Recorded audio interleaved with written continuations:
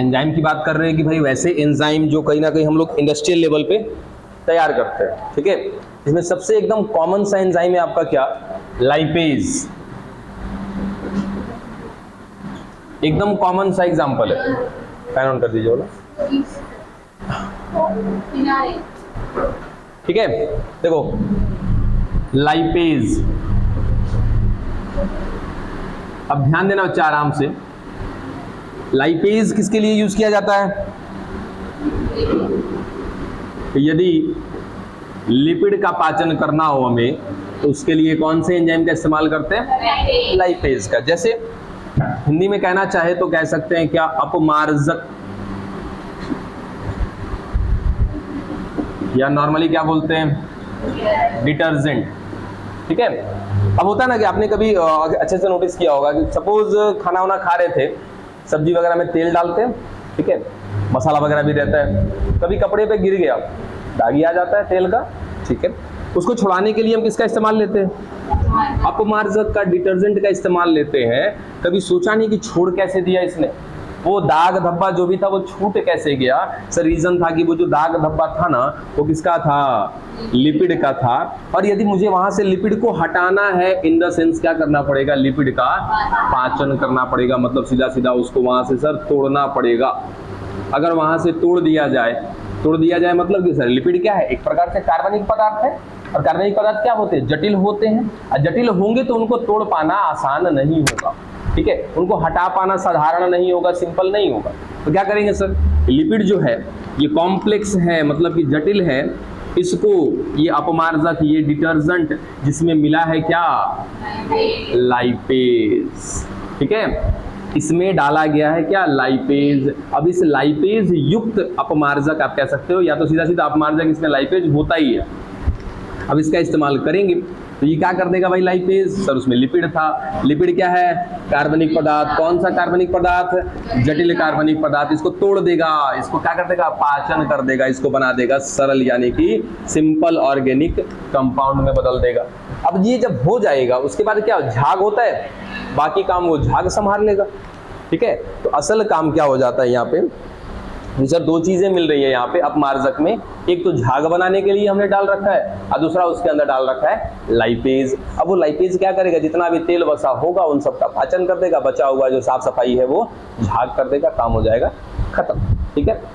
अब यहाँ से एक तो ये हो जाता है। दूसरा एंजाइम है आपका पैक्टिनेज, या पैक्टिनेजेस भी बोलते हैं उसको, और दूसरा है आपका प्रोटीएज, ठीक है। इसी के साथ उसको भी लेके चलते हैं। पैक्टिनेज, प्रोटीएज, इनका क्या रोल है भाई। अब पता है जैसे घर में ना सब्जियां वगैरह काटते हैं, या फिर नॉर्मली आप अगर ऐसा कहो कि सर जूस वगैरह जब हम बनाते हैं, ठीक है, कोई भी जूस आप बना रहे हो या फिर साग सब्जी काट रहे हो, कोई भी चीज आपने गिलास वगैरह में रखा, किसी बर्तन में रखा। अब नॉर्मली क्या होता है कि ये पैक्टिनेज, एक मिनट सॉरी, यहाँ पे पैक्टीन और प्रोटीन। अब जूस वगैरह हम लोग बनाते हैं ना तो उसमें क्या मिलता है, पैक्टीन मिलता है, और क्या मिलता है, प्रोटीन मिलता है। या साग सब्जियों में भी बहुत सारी ऐसी साग सब्जियां हैं जिसमें क्या मिलता है, पैक्टीन, और क्या मिलता है, प्रोटीन। अब उसको आपने किसी बर्तन में रखा है, सपोज खाद्य पदार्थ के रूप में बना करके, आप कितना भी उसको धो लेंगे ना, जैसे इसमें एक गिलास समझ लीजिए, सर इस गिलास में हमने रखा हुआ था जूस, जूस को हटा दिया, यहाँ से साफ कर दिया। अब आपको लग रहा है कि कितना भी आपने पानी से साफ कर दिया है, उसके बावजूद भी इनकी सतह पर अभी भी कुछ हद तक थोड़े बहुत क्या मिलेंगे, पैक्टीन और प्रोटीन। रीजन जानते हो क्या है, क्योंकि इन पैक्टीन को और प्रोटीन को बोला जाता है सतह ग्राही, ये सतह पर जाकर के चिपक जाते हैं, समझे।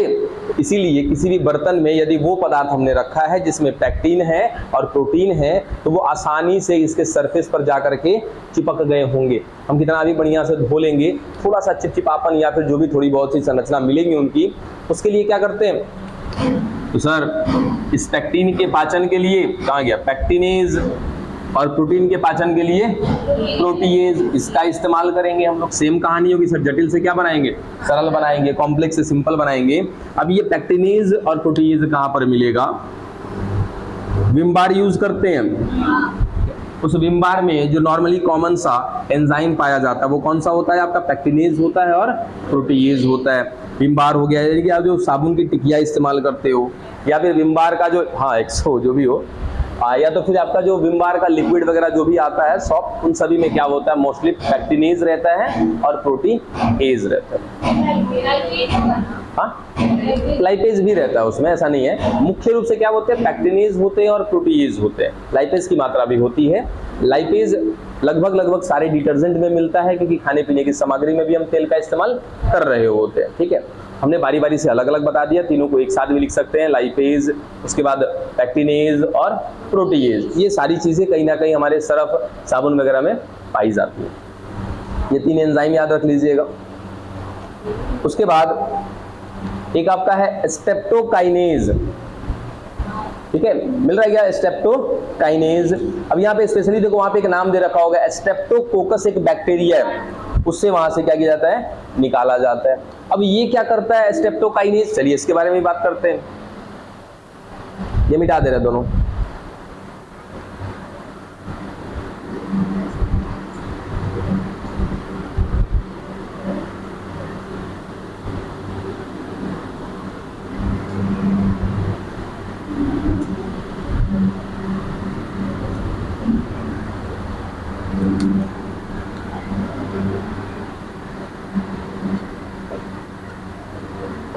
स्ट्रेप्टोकाइनेज, अब ये क्या करता है। अच्छा एक बात बताओ, ये हालांकि मोस्टली ब्रेन वगैरह के आसपास होता है ऐसा सीन, जैसे सर ये ब्रेन है हमारा, मस्तिष्क ऊपर हो गया चलो, और ये रक्त नलिकाएं हैं, ब्लड वेसल्स हैं जो क्या कर रही है, रक्त को हमारे मस्तिष्क में लेकर के जा रही। ठीक है, क्या ऐसा कुछ कंडीशन बन सकता है कि जहां पर सर रक्त का थक्का जमने लगे, किसी कारणवश क्या बन गया, रक्त का थक्का बन गया। अब रक्त का थक्का जमने से ये हो गया आपका ब्लड क्लॉटिंग,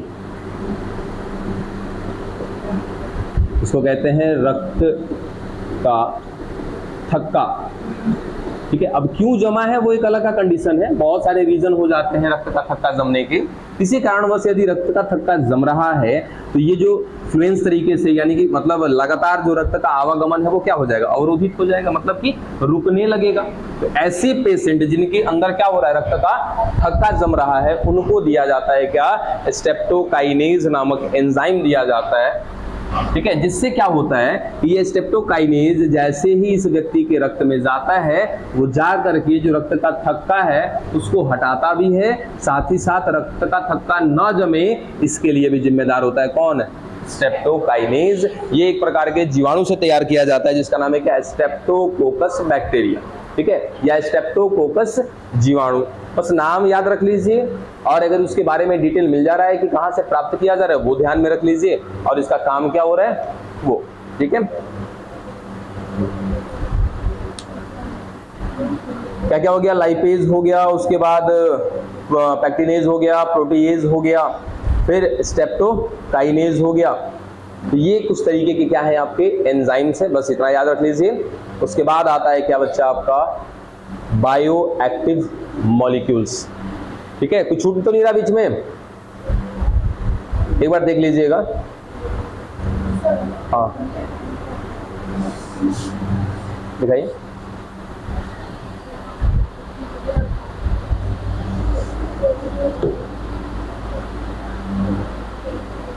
ये हार्ट अटैक है, हार्ट अटैक। देखिए क्या है, इस लाइन को पढ़िएगा। स्ट्रेप्टोकाइनेज स्ट्रेप्टोकोकस जीवाणु द्वारा उत्पन्न होता है जो आनुवांशिक इंजीनियरिंग द्वारा रूपांतरित किया जाता है। इसका मतलब कि कहीं ना कहीं इसको बायोटेक के द्वारा बनाया जाता है। ठीक है, आनुवांशिक इंजीनियरिंग का मतलब होता है जेनेटिक इंजीनियरिंग, और इसका मतलब कि यदि आनुवांशिक पदार्थ के साथ हम कुछ बदलाव करें, कुछ परिवर्तन करें, तो वो टेक्निक क्या कहलाती है, आनुवांशिक इंजीनियरिंग या जेनेटिक इंजीनियरिंग कहलाती है। मतलब कि सर हमने आनुवांशिक पदार्थ के साथ क्या किया, कुछ चेंज लाया, कुछ परिवर्तन लाया। हिंदी में कह सकते हो आनुवांशिक इंजीनियरिंग, और इंग्लिश में कहना हो तो जेनेटिक इंजीनियरिंग। उस तरीके से कहीं ना कहीं बायोटेक का इस्तेमाल करके स्ट्रेप्टोकाइनेज बनाया जाता है, ठीक है। इसका प्रयोग उन रोगियों में रक्तवाहिनियों से थक्का हटाने में, यानी थक्का स्फोटन, यानी कि जहां पर कहीं ना कहीं ब्लड क्लॉटिंग हो गया है उसको हटाने के लिए, उसको तोड़ने के लिए के रूप में प्रयोग में किया जाता है। हृदय घात के अग्र मायोकार्डियल इन्फेक्शन से गुजरते हैं, ठीक है। अब इसका मतलब क्या होता है कि सर ऐसे सीन में कहीं ना कहीं क्या हो जाता है, हृदय घात हो जाता है, हार्ट अटैक आ जाएगा, क्योंकि ब्लड का पंपिंग क्या हो जाएगा, रुक जाएगा। इसको सही करने के लिए कहीं ना कहीं स्ट्रेप्टोकाइनेज का इस्तेमाल किया जाता है। यही लाइन है वहां पर। अगला क्या है, अब अन्य जैव सक्रिय अणु। चलिए अब जैव सक्रिय अणु की बात कर रहे हैं, लीजिए, यानी कि बायो एक्टिव कुछ हमारे पास मॉलिक्यूल्स है, उनकी बात करते हैं। इसमें आ रहा है सबसे पहला क्या आपका साइक्लोस्पोरिन ए। कई दफा इसके बारे में बात हुआ है, ट्राइकोडर्मा पॉलीस्पोरम का साइक्लोस्पोरिन ए।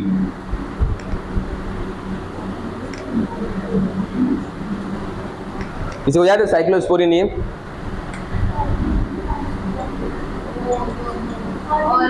हाँ, साइक्लोस्पोरिन ए, ठीक है। ये प्राप्त किससे किया जाता है सर, एक कवक से प्राप्त किया जाता है, ट्राइकोडर्मा पॉलीस्पोरम, ठीक है। ये एक प्रकार का क्या है, कवक है। इससे हम उत्पाद प्राप्त कर रहे हैं, क्या, साइक्लोस्पोरिन ए। ये क्या कर रहा है सर, एक प्रकार का कहीं ना कहीं क्या है, जैव सक्रिय अणु है। नाम तो नहीं लिखना तो जरा इसका क्या आ रहा है, जैव सक्रिय अणु, बायो एक्टिव मॉलिक्यूल, ठीक है। अब जरा देखो तो सर, जैव सक्रिय अणु, ठीक है, यानी कि सर ये सक्रिय रूप से किसी जैव के अंदर जाके कार्य करेगा, और ये एक प्रकार का क्या है, मॉलिक्यूल है। करता क्या है, देखिए, जब भी हम बात करते हैं अंग प्रत्यारोपण का, यानी कि ऑर्गन ट्रांसप्लांट, सीधा सा हिंदी में इसको क्या बोलते हैं हम लोग, अंग प्रत्यारोपण।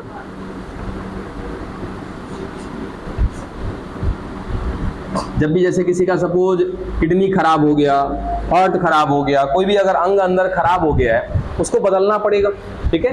तो बदलने के पहले उस व्यक्ति को एक इंजेक्शन दिया जाएगा। वो इंजेक्शन किसका होगा, साइक्लोस्पोरिन ए का होगा। अब कोई बताएगा कि कोशिका मध्यस्थ प्रतिरक्षा तंत्र क्या है, कोशिका मध्यस्थ प्रतिरक्षा तंत्र, सेल मीडिएटेड इम्यून सिस्टम, बताइए, पढ़ा हुआ है ना, बताइए। कोशिका मध्यस्थ प्रतिरक्षा तंत्र, एक और था तरल मध्यस्थ प्रतिरक्षा तंत्र। सर एक ऐसा सिस्टम, ठीक है, जैसे हमारा प्रतिरक्षा तंत्र हो गया ना, तो प्रतिरक्षा तंत्र पूरे हमारे बॉडी में फैला हुआ है, हमारे तरल में भी है, हमारे एक एक अंग में है, एक एक अंग की कोशिकाओं में है। तो सर वो चीज, वो आप ऐसा कह सकते हो कि हमारे इम्यून सिस्टम का वो पार्ट जो कहीं ना कहीं कोशिकाओं में जुड़ा हुआ है, और वो कोशिकाओं में रह करके क्या कर रहा है, टी लिम्फोसाइट को बनाने की जिम्मेदारी रख रहा है, टी लिम्फोसाइट से काम करवाने की जिम्मेदारी रख रहा है, ठीक है। क्योंकि सर मुख्य रूप से कौन होते हैं हमारे पास, टी लिम्फोसाइट, जो आगे चल के कहीं ना कहीं प्रतिरक्षा तंत्र में आगे प्रेरित करने वाले हैं, काम कराने वाले हैं, ठीक है। तो उन सबको तैयार करने के लिए कौन जिम्मेदार है सर, कोशिका मध्यस्थ प्रतिरक्षा तंत्र, या ये वो संरचना जो आगे चल के टी लिम्फोसाइट बनवा रही है अंगों के अंदर, उसको क्या बोलते हैं, कोशिका मध्यस्थ प्रतिरक्षा तंत्र। अब ये जो साइक्लोस्पोरिन ए है, ये क्या करता है, जा करके ये cell mediated immune system,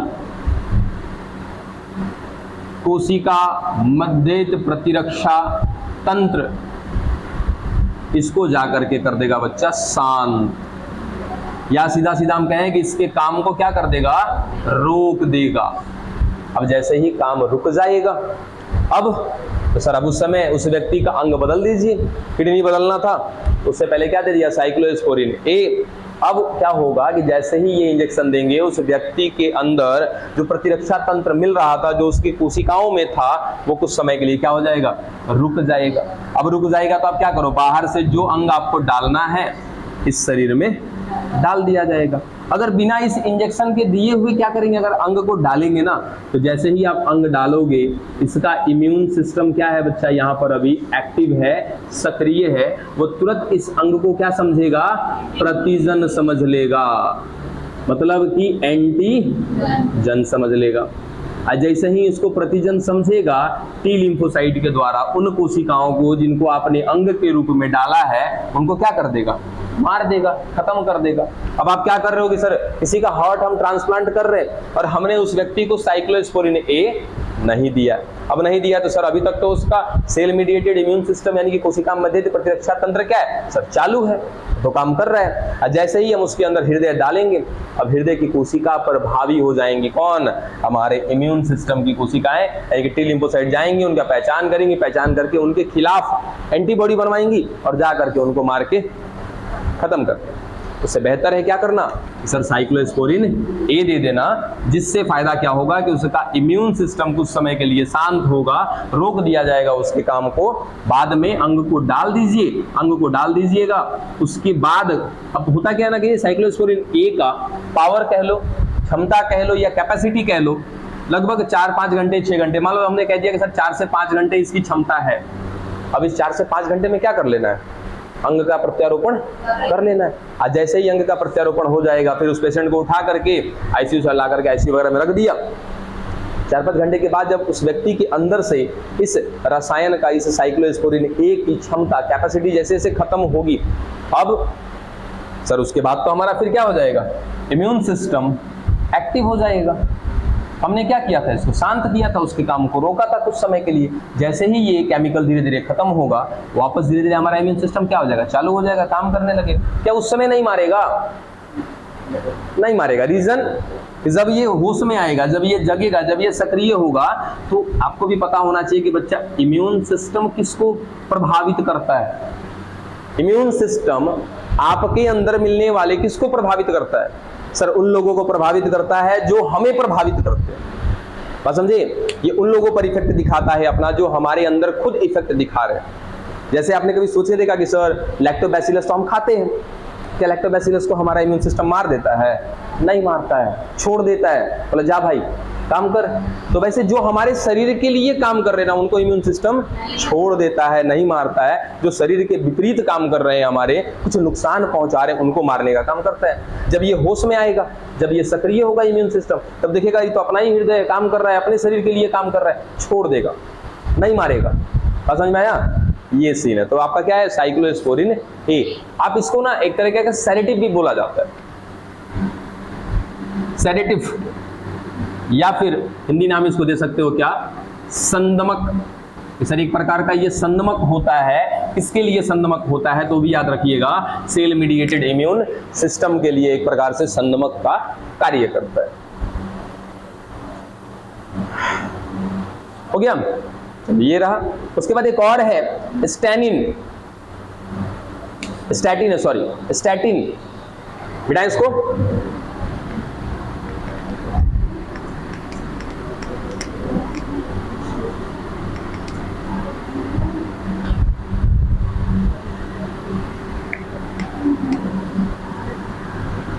statin की टैबलेट्स भी आती है, साइक्लोस्पोरिन ए के नाम से आपका वो इंजेक्शन भी आता है।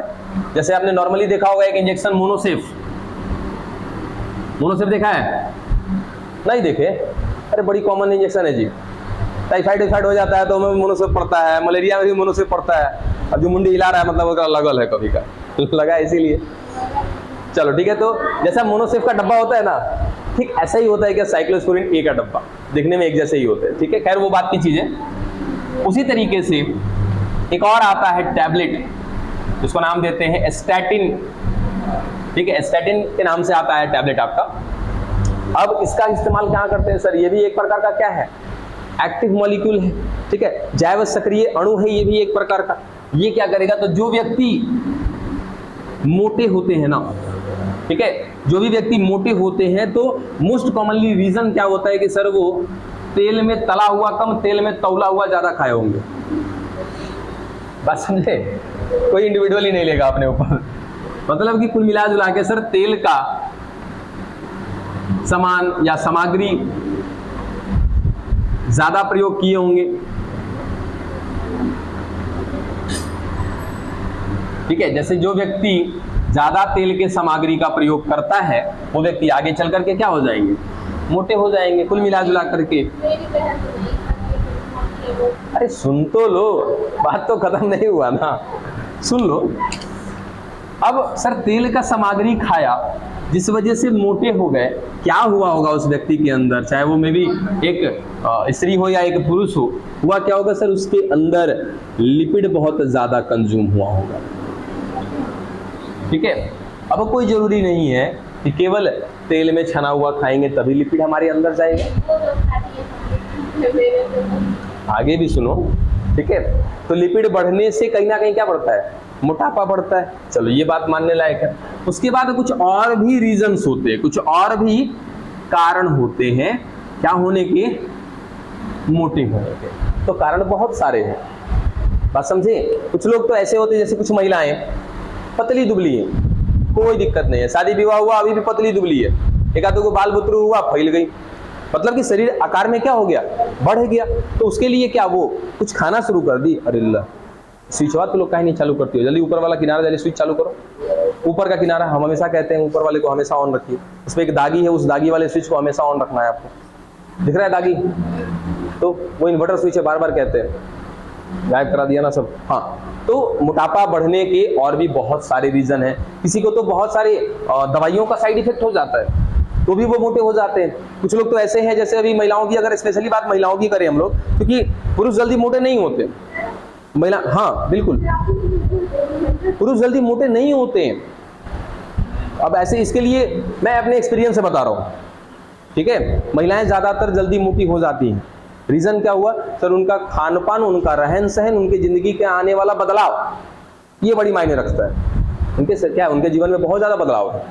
जैसे आप अपने ऊपर ले लो, सपोज, या एक नॉर्मली हम एज ए स्टूडेंट के तौर पे बात करें कि सर एक बच्ची है, अभी पढ़ाई लिखाई कर रही है, चलो 18 साल 20 साल 22 साल 24 साल, उस समय तक तो सब कुछ ठीक था, स्वास्थ्य बढ़िया था, इन द सेंस कि वो मोटे नहीं थे।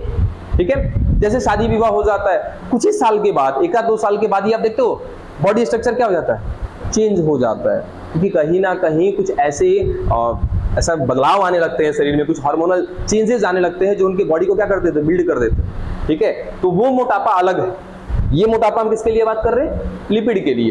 यानी कि एक ऐसा व्यक्ति, एक ऐसा महिला हो या एक पुरुष हो, कोई भी हो, तो कुछ भी हो, अगर उसका मोटापा किस वजह से है, लिपिड के वजह से है, तो ऐसे व्यक्ति को स्टैटिन की टैबलेट दी जाती है। और ये क्या करता है स्टैटिन जा करके, तो सीधा सीधा इस व्यक्ति के शरीर में बढ़े हुए लिपिड की मात्रा को कम करता है। बात पल्ले पड़ी? हाँ बिल्कुल, बस लिपिड। अब अगर मोटापा बढ़ने का कोई दूसरा कारण रहा होगा ना, तो ऐसा नहीं होगा कि इस स्टैटिन टैबलेट से आपका मोटापा कम हो जाएगा। कुल मिला जुला के हम ऐसा कह सकते हैं कि सर ये कोलेस्ट्रॉल लेवल को कम करता है। हाँ, कोलेस्ट्रॉल टेस्ट होता है, जाके करा लेना। ये कोलेस्ट्रॉल टेस्ट होता है, एक तरह का आप चर्बी कह सकते हो उसको, तो कोलेस्ट्रॉल टेस्ट जाकर के करा लो, पता चल जाएगा कि आपके अंदर कोलेस्ट्रॉल लेवल कितना है। हाँ, बड़ा होगा तो खा सकते हैं, बिल्कुल।